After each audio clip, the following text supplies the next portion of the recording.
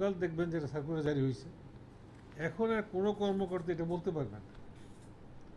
এখন হা বা না কারোর পক্ষে বলতে পারবেন না, কারণ আমরা নিরপেক্ষভাবে এই নির্বাচনটা আমরা পরিচালনা করব।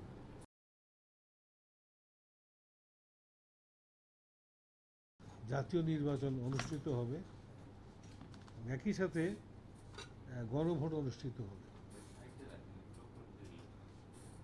ইতিমধ্যে আপনারা বিভিন্ন প্রচার মাধ্যমে এই বিষয়টা সম্বন্ধে ব্যাপক প্রচারণা হয়েছে, এটা আপনারা সবাই জানেন।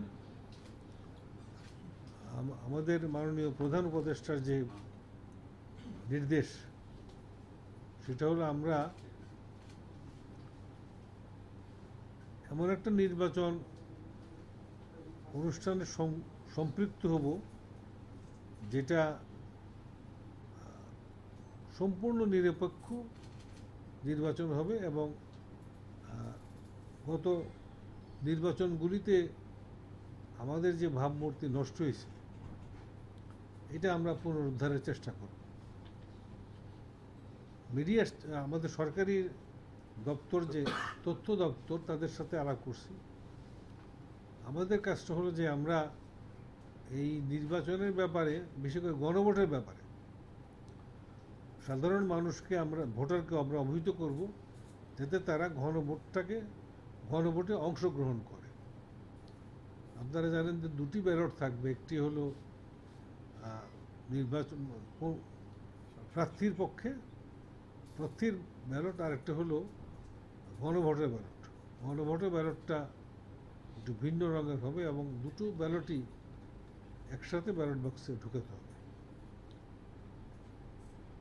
আমাদের ভোটাররা যাতে গণভোট সম্পর্কে অবহিত হয়, বিশেষ করে মহিলা ভোটার যারা আছে, তারা যাতে এই গণভোটে অবহিত হন এবং অংশগ্রহণ করেন, সেই জন্য তথ্য অধিদপ্তর এবং আমাদের যারা বিভিন্ন কর্মকর্তারা আছেন সবাই আসলে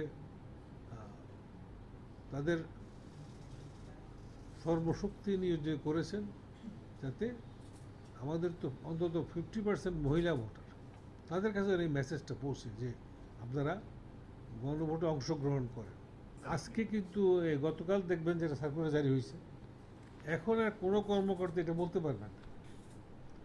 এখন হা বা না কারোর পক্ষে বলতে পারবেন না, কারণ আমরা নিরপেক্ষভাবে এই নির্বাচনটা আমরা পরিচালনা করব।